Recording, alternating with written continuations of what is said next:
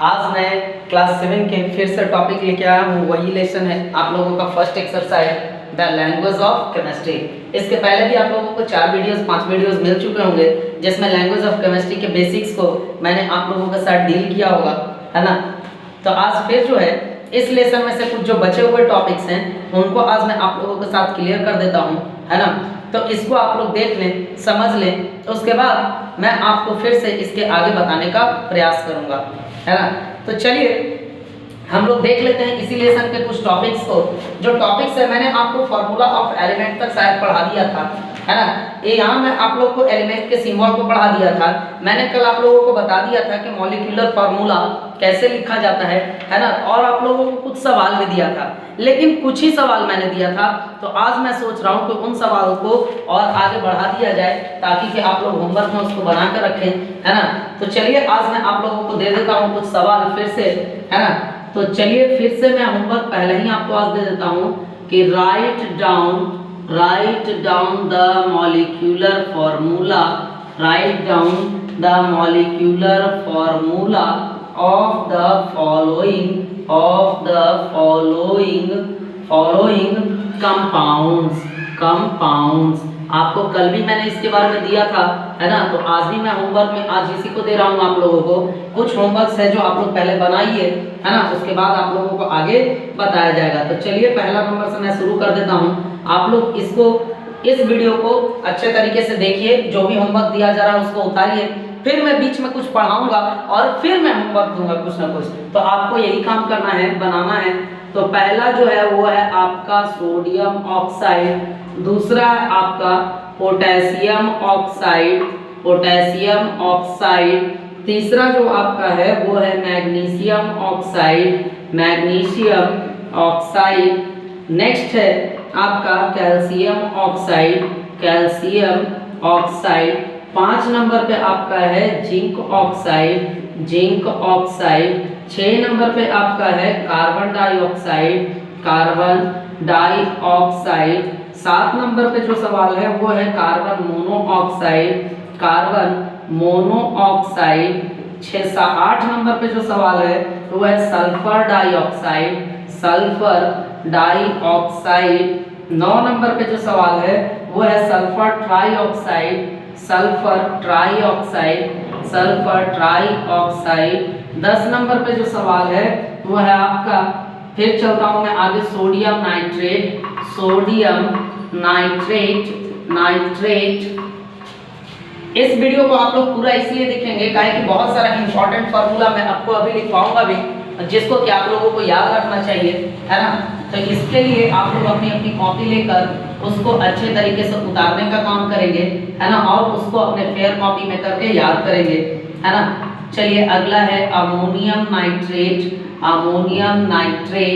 है ना। 13 नंबर में आपके लिए है मैग्नीशियम नाइट्रेट, 14 नंबर में जो आपका सवाल है वो है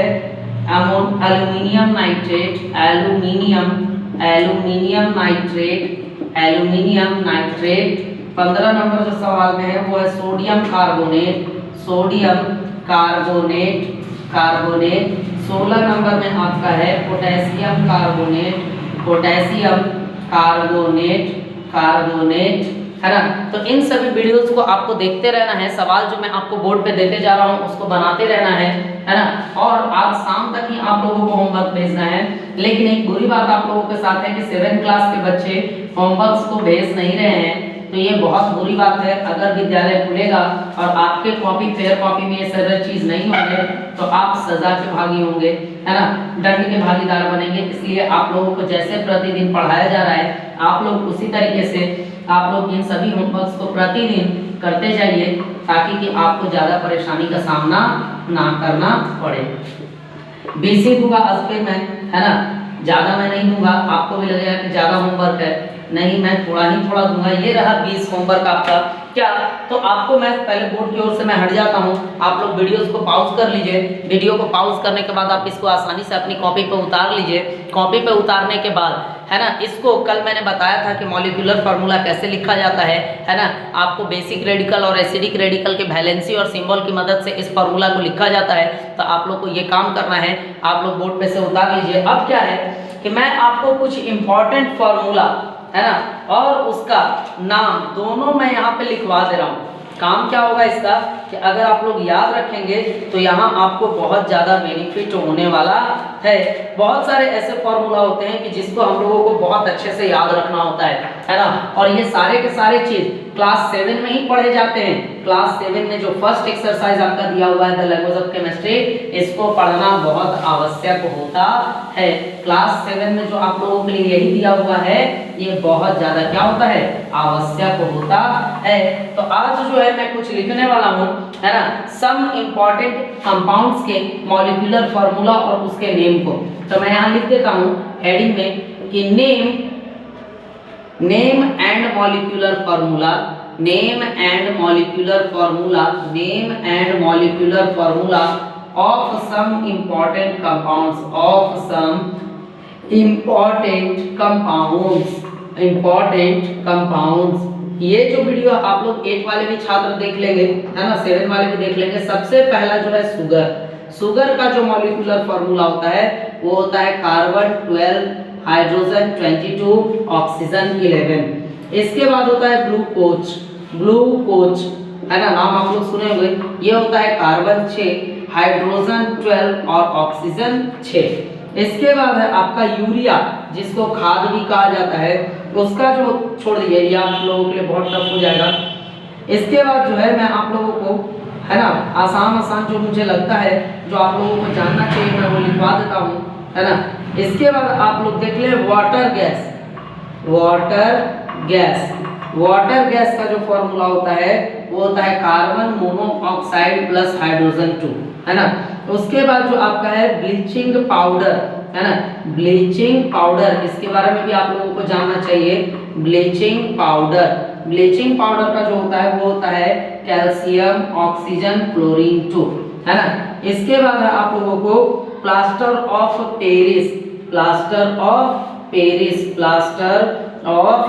पेरिस, इन सभी चीजों को आपको याद रखना होगा। प्लास्टर ऑफ पेरिस का होता है CaSO4 है ना, यहाँ पे 2H2O है ना, ये है प्लास्टर ऑफ पेरिस का। इसके बाद है आप लोगों को हैवी वाटर, जिसको ड्यूटेरियम भी कहा जाता है, हैवी वाटर, इसका जान लेना आपको होता है फॉर्मूला D2O। इसके बाद जो है आप लोगों के लिए वो लाइम वाटर है ना, लाइम वाटर जिसको कहा जाता है कैल्शियम हाइड्रोक्साइड है ना, इसको कहा जाता है लाइम वाटर। इसके बाद है लाफिंग गैस है ना, लाफिंग गैस जिसका होता है N2O है ना। तो इस तरीके से कुछ जो है आप लोगों को ये याद रखना होगा। तो बोर्ड पे अभी जितने भी आपके सम इम्पोर्टेंट कंपाउंड्स लिखे हुए हैं, साथ में इसके मॉलिक्यूलर फार्मूलाज लिखे हुए हैं, इसको आप लोग क्या करेंगे कि लिखेंगे और लिख के अपनी कॉपी में इसको याद करेंगे। इसके पहले मैंने आपको होमवर्क दे रखा है कि 20 आपको कंपाउंड के मॉलिक्यूलर फार्मूला को लिखना है, तो उसको भी आपको लिखना होगा।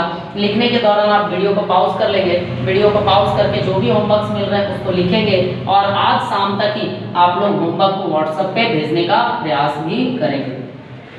चलिए इसके बाद जो अब अगला टॉपिक आता है, वो अगला टॉपिक आपके बुक से है, वो है क्या कि वैलेंसी किसको कहा जाता है। अब बुक से आ गया मैं, यहाँ पे है आपको वैलेंसी किसको कहा जाता है। तो यहाँ पे लिखते हैं जो भी है डिफिनीशन, उसको हम लोग लिख लेते हैं है ना। तो है कि the capacity of an element, the capacity of an element the capacity of an element to combine with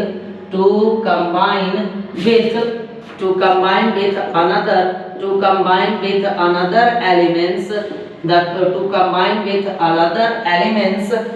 is known as its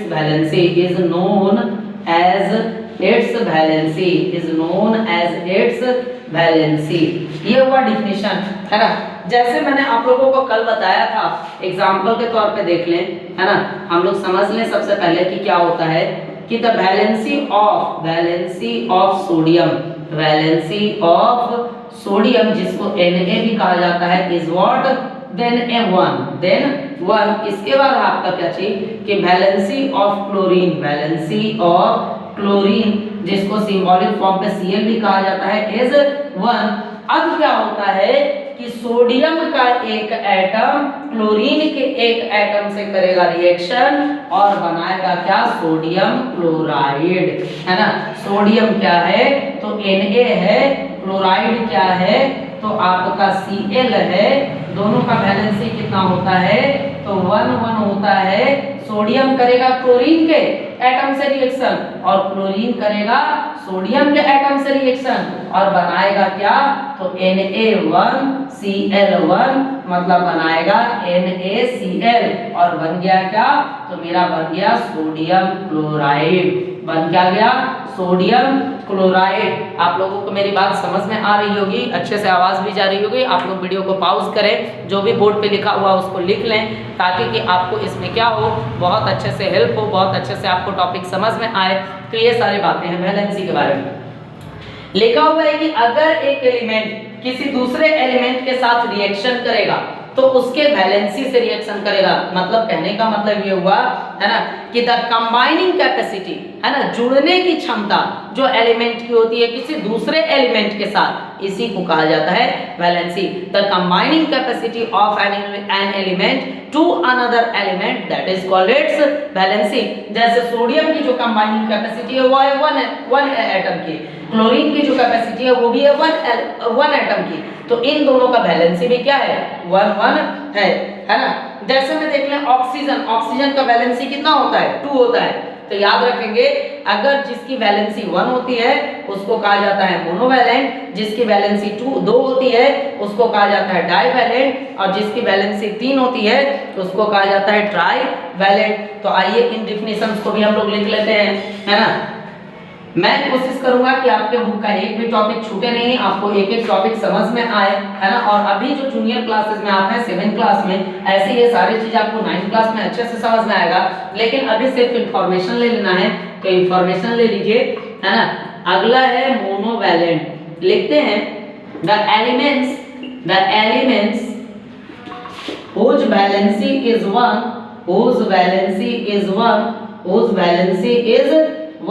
are called monovalence।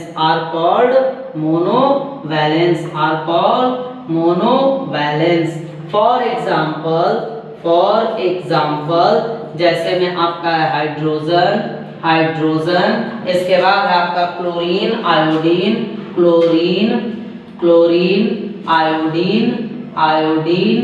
Sodium etc है ना। इन सारे एलिमेंट्स के जो वैलेंसी होते हैं वो होते हैं 1, इसी के कारण इनको क्या कहा जाता है मोनोवैलेंट कहा जाता है। अगला है डाईवैलेंट, है ना।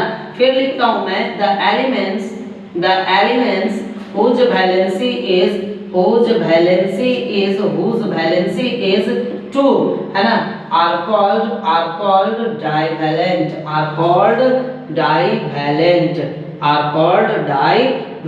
फॉर एग्जांपल, है ना, एग्जांपल आप लोग देखते चलेंगे। फॉर एग्जांपल जैसे oxygen, sulphur, magnesium, oxygen, sulphur, है ना, मैग्नीशियम etc। वैसा एलिमेंट जिसकी वैलेंसी कितनी होती है 2 होती है उसको क्या कहा जाता है डाईवैलेंट। अगला है ट्राईवैलेंट। मैं लिखता हूं यहाँ पे कितना the elements whose valency is 3 are called trivalent।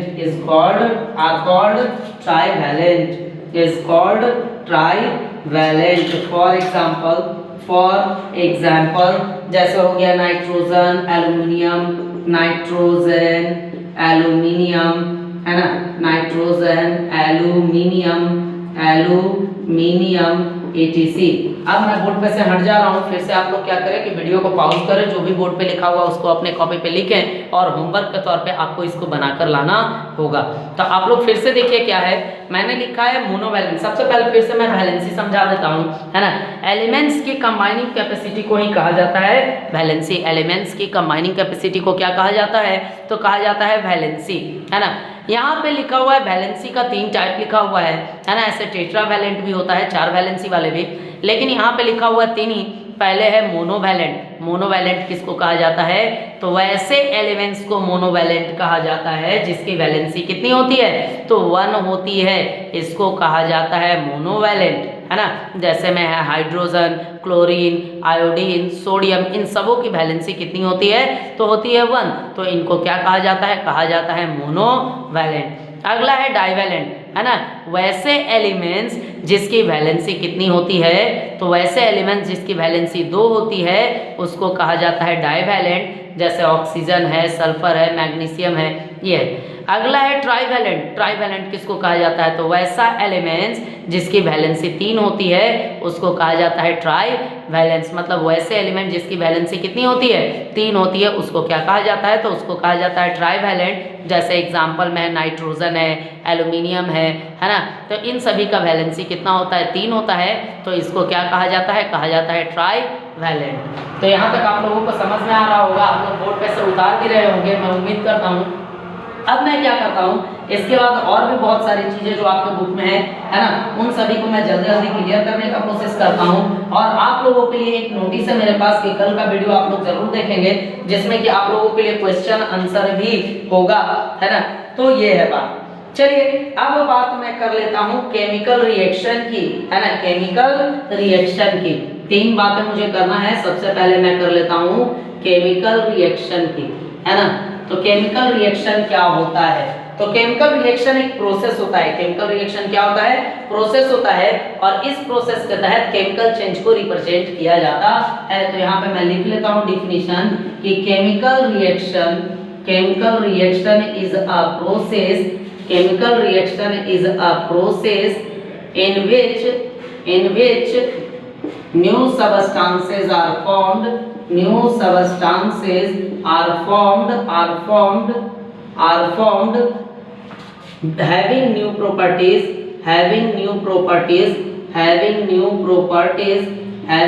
properties during chemical combination,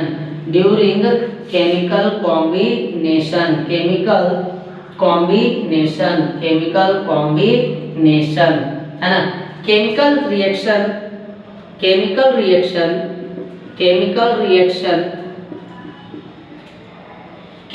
change मैं यहाँ पे लिख देता हूँ। Chemical change is represented by chemical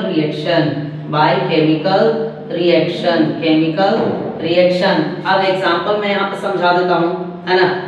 example है कि अगर कार्बन रिएक्शन करेगा, किससे करेगा, ऑक्सीजन से, तो बनाएगा क्या, carbon dioxide.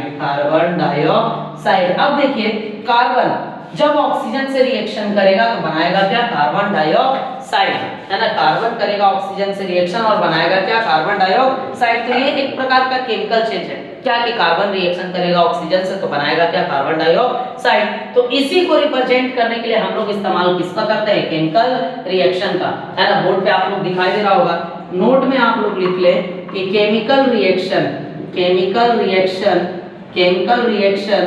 is always written in the form of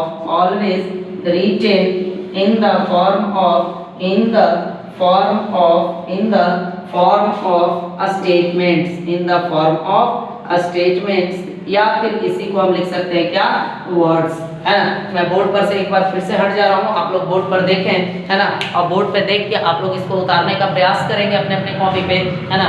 उतारने का प्रयास क्या करेंगे कि आप लोग उतारेंगे। तो ये सारी बातें हैं केमिकल रिएक्शन के बारे में। फिर से मैं केमिकल रिएक्शन को एक बार समझा देता हूँ कि chemical reaction is a process in which new substances are formed having new property during chemical combination. Chemical reaction जो है एक प्रकार का अभिक्रिया है जिसमें कि नए गुण वाले नए पदार्थ का निर्माण होता है। कब? जब केमिकल कॉम्बिनेशन होता है तब। केमिकल चेंज को रिप्रेजेंट करने के लिए केमिकल रिएक्शन का इस्तेमाल किया जाता है। जैसे देखिए आपकी कार्बन ऑक्सीजन से रिएक्शन किया तो कार्बन था सॉलिड, ऑक्सीजन था गैस और बना कार्बन डाइऑक्साइड। तो कार्बन डाइऑक्साइड क्या है? गैस है। कार्बन का प्रॉपर्टी ना कार्बन डाइऑक्साइड से मिलेगा ना ही ऑक्सीजन का प्रॉपर्टी आपके कार्बन डाइऑक्साइड से मिलेगा। इसका मतलब है कि कार्बन और ऑक्सीजन के मिलने से बना क्या? Carbon dioxide. और दोनों का गुण, तीनों का जो गुण है अलग अलग होता है। दूसरा चीज जो है कि केमिकल रिएक्शन को हमेशा लिखा जाता है स्टेटमेंट में या फिर लिखा जाता है वर्ड्स के फॉर्म में। कौन से फॉर्म में? वर्ड्स के फॉर्म में। और अगर गलती क्या, अगर इसी केमिकल रिएक्शन को हम लोग सिंबल फॉर्म में लिख दे, अगर इसी केमिकल रिएक्शन को हम लोग सिंबल फॉर्म में लिख दे तो उसी को हम लोग कहेंगे केमिकल इक्वेशन। एक और चीज आप लोग यहाँ पे ध्यान दे देंगे थोड़ा सा कि कार्बन और ऑक्सीजन ये दोनों मिला तो इन दोनों को क्या कहेंगे? रिएक्टेंट कहेंगे। इन दोनों को क्या कहेंगे? रिएक्टेंट। और निर्माण किसका हुआ? कार्बन डाइऑक्साइड का। तो इसको हम लोग क्या कहेंगे? इसको प्रोडक्ट कहेंगे। तो आज के वीडियो में मैं आप लोगों को इतना ही देता हूँ। होमवर्क मैंने पहले ही दे चुका है ना। तो आप लोग क्या करेंगे कि इसको घर पे बनाएंगे और आज शाम तक व्हाट्सएप पे भेजेंगे। और अगले आने वाले वीडियो के लिए आप लोग अच्छे तरीके से तैयार रहें, क्योंकि उसमें आप लोगों को बचा हुआ जो भी आपके बुक का टर्म्स है वो और साथ में क्वेश्चन आंसर भी लिखवाया जाएगा। तो आप लोग घर पे रहें, सुरक्षित रहें। थैंक्स।